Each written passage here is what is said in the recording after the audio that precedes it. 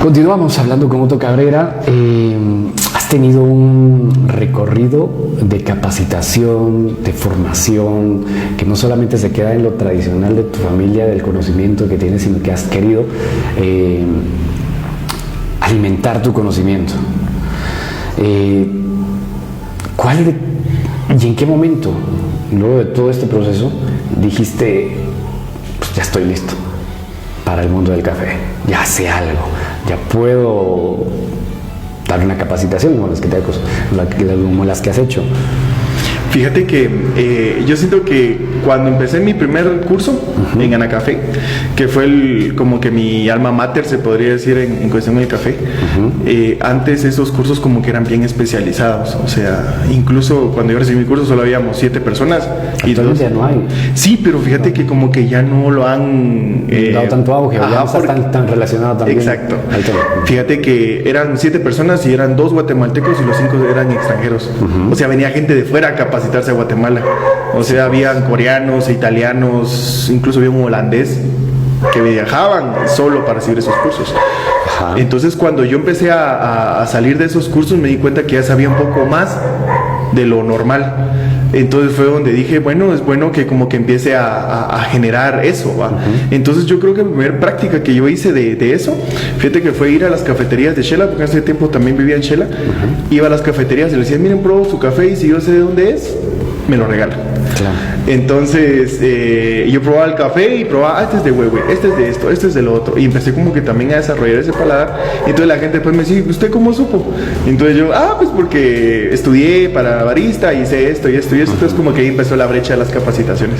Y si hablamos de lo experimental, ¿qué es lo que va más allá de lo técnico para poderlo platicar? Bueno, fíjate que en cuestión de lo experimental, a mí me dio mucho que yo tuve una cervecería artesanal. Entonces yo fermentaba, o sea, estudié para maestro fermentador, me gané una beca, entonces empecé a estudiar sobre fermentaciones y me di cuenta que las fermentaciones son las mitad agua y azúcar. O sea, eso era como lo indispensable. Entonces empecé yo a evaluar primero con la cerveza, luego empecé a hacer vinos, empecé a eso, me llamó mucho la atención y luego dije, pues si lo hago con el café, o sea, sería algo interesante poderlo hacer con el café. Hice unas primeras pruebas y la verdad no fueron tan positivas porque realmente no sabía, muy empírico, o sea, lo hacía solo por hacer. Y ya poco a poco empecé. Pero digamos, en el momento que no te funcionó lo experimental, ¿cuál fue la lección que te dejó el que no funcionara en ese momento para que hoy por hoy sea un amplio camino de tu especialidad, por así decirlo? Bueno, fíjate que yo creo que lo que fue como un poco frustración, porque realmente era como que, ¿por qué no me sale? O sea, ¿qué hay? O sea, y fíjate que yo siento que lo he hecho, y lo que platicábamos detrás de cámaras, que a veces soy desordenado por la mente creativa que tengo, entonces no apuntaba nada. O sea, yo lo hacía empírico y no tenía una bitácora. Entonces aprendí que hay que tener bitácora. Aprendí que hay que apuntar todo, incluso hasta cómo amaneció el día, si está soleado, si hay humedad. Porque se te da un ingrediente, un momento, o el tiempo, todo. Y realmente tiene que ser muy exacto, porque la química es muy exacta. Y yo hago química con el café, porque mido densidades, mido alcoholes, mido azúcares. Entonces realmente eso creo que fue lo indispensable, donde dije, le empecé también a tener bastante amor a la química. Entonces empecé a desarrollar habilidades químicas y dije, bueno, o sea, si cambio esto, genera calor, está funcionando. O sea, y realmente como es muy experimental, no existen libros de eso. O sea, buscas en internet y no hay información. Haciendo tus propios libros. Sí, no hay información. O sea, pones en internet cómo se hace una cofermentación de mango, no existe una información. ¿Cómo se hace una cofermentación con uvas? No existe información. Y estos sabores y estas especialidades de experimentación, la aceptación que has tenido y cómo lo has tratado de introducir a alguien que tenga una degustación de café tradicional, por así decirlo. Sí, fíjate que eso me gusta mucho esa pregunta porque realmente la forma tradicional de tomar un café era como que fuerte y amargo, ¿no? O sea, la gente así me gusta el café fuerte y amargo. Entonces esa fue la primera ola del café, lo de fuerte y amargo. La segunda ola del café fueron cuando vieron procesos, o sea, un proceso lavado, donde ya los cafés ya salían como que más frutales, ya tenían acidez. Luego la tercera ola del café, que son los procesos, que son procesos naturales, honeys, que realmente hay fermentaciones, entonces ya son muy frutales, ya son muy dulces. Y esta cuarta ola yo siento que es la que se está viviendo este año, en el 2025, donde empiezan las cofermentaciones, que empiezan fermentaciones con uva. ¿Y cómo lo planifiqué? Catando mi café y sabiendo qué sabor le faltaba. Y lo hice. Por ejemplo, hacía un durazno, ponele. El café de nosotros tiene sabor a durazno. Claro. Entonces combinaba durazno con uva y comía una uva y un durazno y dije, sabe bien. Ajá, con sandía, sabe bien. Entonces así yo lo como que probaba así físico y luego ya lo transformé. Otto, a la fecha, ¿cuántas experimentaciones has hecho? Mira, fíjate que este año... Y que estén establecidas como que ya en mercado, digamos... ahorita tengo 14 fermentaciones establecidas. Mencióname 3. Tengo con uvas, que es una fermentación anaeróbica, se llama con 36 horas, que los hice con uva roja. Tengo una fermentación con sandía, que fíjate que esa es la jugosidad de la sandía se siente en el café. Y tengo otra fermentación que es muy buena, que hice con fresa y kiwi, porque a mí me gusta mucho un jugo de fresa y kiwi que es bastante comercial. Y yo, pues si se hace en el café eso, o sea, lo podría hacer. Y como un comodín es como uno que hice con chile cobán, que pica. Sí. Y de estos que me platicas, me llama mucho la atención el que pica, es de probarlo, creo. Y lo probaré. Pero el que más aceptación haya tenido, o que más comenta, yo más que aceptaciones, comentarios. ¿Quién te ha comentado más de alguna fermentación? El de fresa kiwi. ¿Ese es el que más te han dicho? Sí, porque es como... ¿Pero es de gustar o el que dicen una sensación distinta? Sí, fíjate que todo. O sea, eso es un proceso desde que lo haces. O sea, desde que lo haces el café, normalmente el café siempre huele a café, ¿va? Cuando lo preparas, en cambio se huele a fresa. O sea, como que estuvieras haciendo mermelada en tu casa. Entonces, o como que hubieras abierto un cereal con fresas deshidratadas. O sea, ese aroma es diferente. Entonces, obviamente va a despertar la iniciativa de la persona de probarlo. Claro.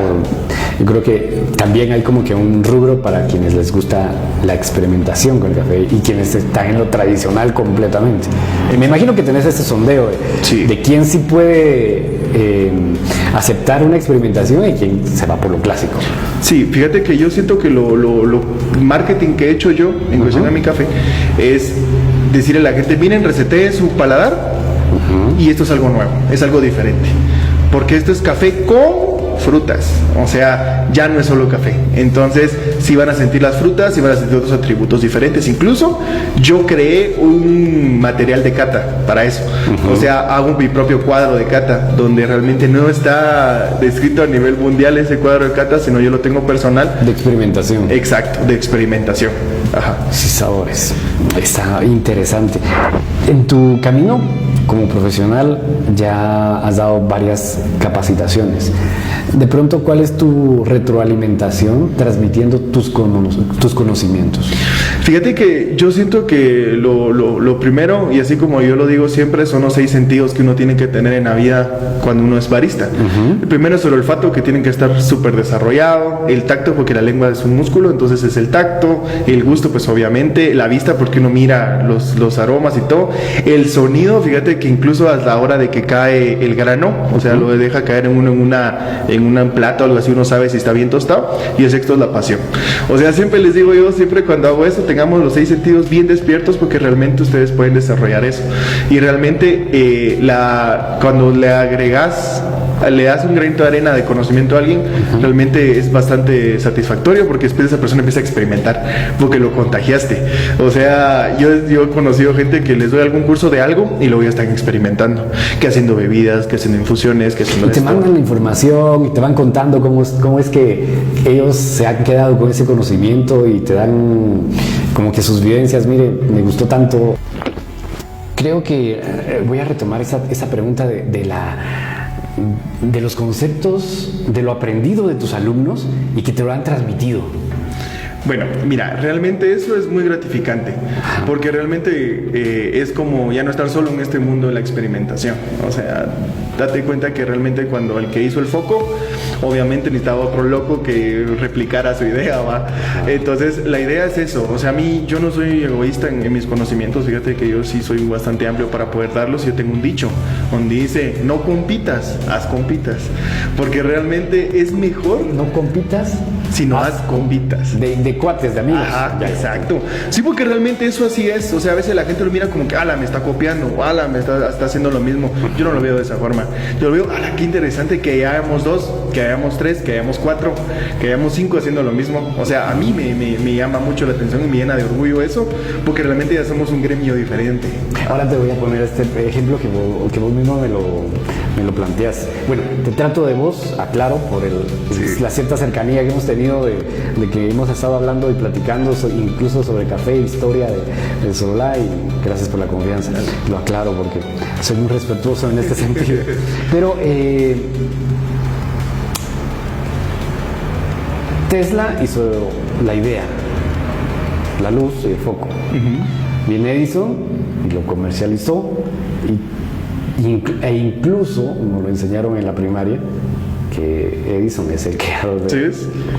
Pero obviamente él mejoró la idea. ¿No te pasa por la mente eso? Sí, fíjate que yo siento, y la verdad te soy muy sincero, muchas personas ya, ingenieros químicos, o ya personas que ya están un poquito más introspectivas ya en cuestiones de desarrollo ya de fórmulas y demás, yo les he llamado la atención. O sea, me han dicho, mira, pero ¿por qué haces esto? Si realmente químicamente no se puede hacer. Y entonces les digo, pues que ahí está la magia. O sea, realmente no está químicamente comprobado porque la gente no lo ha hecho. Haz en contra de las... Exacto, sí. Y fíjate que realmente si yo me pongo a pensar en el gremio cafetero, o sea, una que fue mi maestra me dijo, mira, Otto, tu nombre está sonando en Guatemala, pero ¿por qué estás haciendo algo diferente? Y a veces, obviamente, vas a tener críticas positivas y vas a tener críticas destructivas, o sea, como en todo. Claro. Entonces, realmente, ponele, si yo le pregunto a mi papá, mira, ¿qué pensás de esto? Me va a decir, a mí no me gusta, porque él es tradicional. Pero si le digo a alguien, que fíjate, mi público es como el que no le gusta tanto el café, porque quiere ser cool a la hora de probar un café cofermentado, ¡ala! Es mi público. O sea, dice, ¡ala, qué interesante! De inmediato una aceptación. Exacto. Entonces, como que yo estoy agarrando esa cuarta ola de café y estoy como siendo pionero en Guatemala. No te puedo decir que nadie más lo hace porque hay personas que sí fermentan café, pero directamente con frutas, sí soy uno de los pioneros en Guatemala. Fruta con fruta al final. Exacto, sí. Y entonces al final, si los dos tienen enzimas, o sea, se puede fermentar. Todo lo que tenga descomposición se puede fermentar. Entonces tenés la apertura de que quisieras ser formador, y entiendo, estoy percibiendo esta parte de tu persona, de una tendencia, de algo innovador, y si alguien más lo replica, es ganancia. Exacto. Y algo interesante también de todo esto, que fíjate que yo adquirí mi propio tostador de café, porque la gente no quiere tostar estos cafés, porque tienen mucha azúcar. Entonces normalmente los cafés se pasan y se ponen negros y se queman. Entonces yo, créeme que lo llevaba con tostadores de café. Mira, entonces una vez mi amigo me dijo, mira, única vez que te tosto esto y ya no lo quiero volver a hacer porque no me gusta. Luego fui con otro, realmente uno de Shela, realmente sí ha sido mi amigo que me ha apoyado ahí en poderlos tostar y desarrollar. Y pues dije yo, no. O sea, yo tengo que hacerlo. ¿Por qué? Porque si ya van a haber personas que van a empezar a hacer esto, por lo menos que hay un especialista en esta área. Claro. Entonces yo por eso adquirí mi tostador de café y ya como que me estoy volviendo especialista en las cofermentaciones. Entonces ya hay personas que me mandan cafés así interesantes que han hecho y yo solo los tuesto. Entonces como ya conozco químicamente cómo es la transformación del grano. Entonces es un aprendizaje, ¿no? Sí, bastante grande. Porque... ¿Cuánto tiempo lo resumimos en un aprendizaje de tostar, que es un área? La experimentación es otra. Yo creo que estás completo, ¿no? En cada una. Sí, fíjate que eso sí, porque normalmente el productor de café no tuesta, yo lo tuesto. El productor de café no cata, yo lo cato. El productor de café no fermenta, yo lo fermento. Entonces, ¿qué te digo yo? Han sido como unos 6 años de que Yo, si te digo yo cuánto he desperdiciado café, tal vez llevo unos 200 quintales de café desperdiciados. ¿En serio? Sí. Y es mucho dinero eso, porque realmente no me salía y yo tiraba, porque no se podía vender. Entonces imagínate, o sea, llevo mucho tiempo en ese aprendizaje. Claro. En Tueste llevo 2 años de forma empírica y hasta ese año saqué ya un certificado que realmente ya lo empecé a hacer de forma profesional. Si decís 200 sacos, una etapa de experimentación, hay un momento que dijiste, bueno, es que 200 sacos son ¿cuántos? Es mucho dinero. Bueno, aparte del dinero, Sí, digo, pero yo me imagino el saco y por cada taza y por cada experimentación de uno. Ajá. Ahora 200. Ahora imagínate esto, que venga yo, lo fermente, pero esperé 36 horas, o sea, día y medio. Y que después espere una semana para secar, 2 semanas para secarlo, espere una semana para tostarlo y cuando lo tostaba no me gustaba. Decía, no, sabe mal. O sea, De tu propio criterio o al criterio de alguien más, ¿cómo era? fíjate o que solamente era mi criterio, porque realmente como son experimentales, o sea, al final es como un secreto, o sea, en cierto punto, porque al final yo lo quería sacar ya cuando ya estuviera bien. O sea, cuando escuchas algo experimental es como que a ver si te sale, va. Claro. Entonces, realmente, mira, yo me frustré mucho, me frustraba, créeme que me frustraba. Decía, no puede ser, pero a mí siempre... porque si en dado caso, perdona que te interrumpa ahí, pero si en dado caso te frustras, ¿de dónde viene la fuerza para decir, no, voy a seguir? ¿Por qué la insistencia, por ejemplo? Fíjate que yo siempre de niño, siempre quise crear cosas. Toda la vida, o sea, desde que era niño.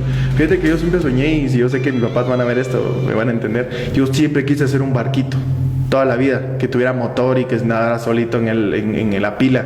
De sermí infinidad de carros y nunca lo logré. Pero era como que a mí me gustaba eso, o sea, me gustaba crear cosas. Luego empecé como que a probar muchas cosas y como que me di cuenta que tenía mucha habilidad con las manos, o sea, como para crear, dibujar, pintar, como que hacer variedad de situaciones. Entonces dije yo, bueno, yo quiero crear algo y poner a Guatemala y Sololá en el mapa de algo que hice yo. O sea, eso es lo que, como que mi motivación. Entonces, yo escuchaba a muchas personas que sobresalían en ciertas habilidades que tenían, y entonces dije, bueno, si la habilidad de crear y transformar es una habilidad que no cualquier persona tiene. Y es lo que te decía detrás de cámara, o sea, yo cuando dibujo, cuando esto, yo pensé que era normal, cuando alguien se imaginaba cosas, pero no. O sea, has podido encauzar tu creatividad, en pocas palabras. Sí. Y no solo en una rama, sino que en varias. Y es como que un constante. Muchas veces las personas creativas suelen tener lapsus bien difíciles, porque hay momentos en el que si estás creando y automotivando, nítido, pero cuando no llega, ¿qué haces? fíjate que eso es muy recurrente cuando tenés una lluvia de ideas. O sea, creas 10 cosas, 20 cosas y después, ¡pum!, mente en blanco. Claro. Ya no tenés nada. Fíjate que lo que yo hago cuando pasa eso, como que doy una pausa. Por lo menos. ¿Cuánto ha sido tu pausa? Fíjate. Es que yo he podido ver artistas que dicen, no, pues en 2 años y nada. Sí, fíjate que yo la pausa más grande que he hecho son 6 meses. O sea, donde ya no quiero saber nada de eso. ¿Y qué haces en esos años? O me enfoco en otras cosas. O sea... Tienes otros negocios también, ¿verdad? Sí, y fíjate que cuando empecé con el café, tengo todo un año para planificar. Eso es lo bueno. Que el punto creativo es todo un año. Entonces, como que todo el año estás planificando. Entonces, cuando se da, es como, boom, se dio, lo haces. Y entonces, prácticamente te da como que ese desahogo de creatividad, porque dejas descansar tu mente prácticamente como 6 meses, porque realmente ya lo creaste. Entonces, eso es lo que ya me te pasa. puedes enfocar en marketing, en promoción, en todo lo demás. en redes. Sí, exacto. O sea, ya es un proceso, ya es como postproducción, vamos, porque realmente lograste tener esa fórmula, la replicas y listo. O sea, ya está. Si tuvieras algún recuerdo de vivencia con el café significativo que haya marcado, que toquemos un hilo profundo dentro de tu ser, ¿cuál sería? Mira, fíjate que yo siento que la primera vez que sonó el nombre de la finca de mi papá a nivel nacional fue cuando a mí realmente dije, estoy haciendo las cosas bien. O sea, cuando el año pasado tuve la oportunidad de ser juez nacional en una competencia de brewing, regresar a mi alma mater a ser seleccionado para ser juez y aparte de eso, juecear, o sea, ser compañero de mi maestra de café y que mi maestra me ha dicho, hola gran, o sea, te he perdido la pista 5 años y ahora te veo y es impresionante. Y cuando vi mi gafete que decía Otto Cabrera Las Lajas y que lo habían mencionado, yo como que bueno, ahí está. O sea, realmente de aquí para adelante es porque ya estoy ya en un punto donde tengo que desarrollar, mantener y seguir constante. Ahora, ¿cómo fue la transición? Incluso lo platicamos y de hecho creo que te lo hice recordar. ¿Cómo pasa de un aquí te escucho a Las Lajas? Y hoy por hoy, una finca que está surtiendo de café. Me comentaste hace unos instantes que distribuís café aquí en Sololá y en otras áreas. Contame un así brevemente, yo sé que es una gran historia desde tu abuelo y vemos que ese gusto de entre generaciones, tu papá desde una filosofía de agricultor, podríamos decir. Sí, sí.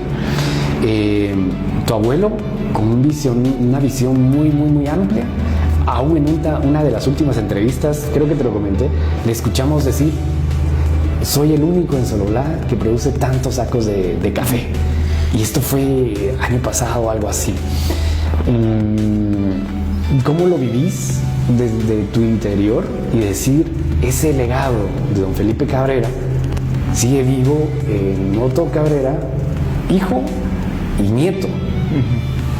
Fíjate que es bien interesante eso. Fíjate que todo está porque se llamaba así la finca como lo mencionaste. Luego de eso, con mi hermano, mi papá nos ponía a trabajar, o sea, ahí en la finca.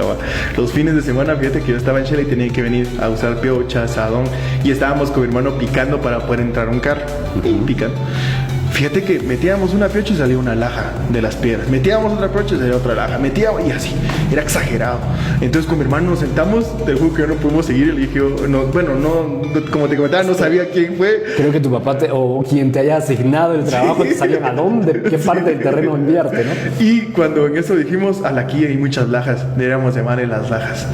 Entonces eso fue como suena interesante. Y al nivel de que cuando mirabas a tu alrededor habían lajas por todos lados.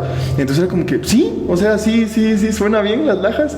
Entonces ahora comercialmente se conoce como Las Lajas. La aceptación de tu familia y todo el entorno apoyan la transición y ha sido evolutivo. Es que yo creo que esto que yo te dije, aquí te escucho, fue una historia que me contaron. Sí. Se gritaba desde el Chambá y se escuchaba por San Jorge. Sí, incluso era por el eco, porque el terreno lo que tiene es de que es como angular. Entonces la historia que te contaron era en Chambá y como que la que a mí me contaron era como ahí abajito del hospital. Bueno. Ajá, hay un letrero ahí de una universidad. Entonces se paraban ahí y gritaban. Y como que, llegaba. Y el que estaba abajo decía, escuchaba, aquí te escucho. Ajá, y gritaba. Incluso mi abuelo, cuando él bajaba a ver sus terrenos, él decía, ¡hey! Y se escuchaba en todos lados. O sea, él siempre gritaba así y la gente ya sabía que él había llegado. Entonces era como su forma. Ajá, era su forma de comunicarse para que la gente supiera que él iba bajando. Entonces, la finca, o sea, inscrita, estaba así como aquí te escucho. ¿Ah, sí? Sí. O sea, aquí te escucho.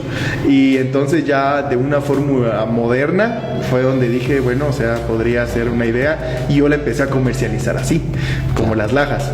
Entonces, mi sueño en algún futuro es como que sí esté reconocida ya hasta en papeles como Las Lajas. Claro, y vaya en camino en proceso. Con esto vamos a un corte y regresaremos para seguir platicando sobre estos temas interesantísimos del café y los amantes del café. Muchas gracias.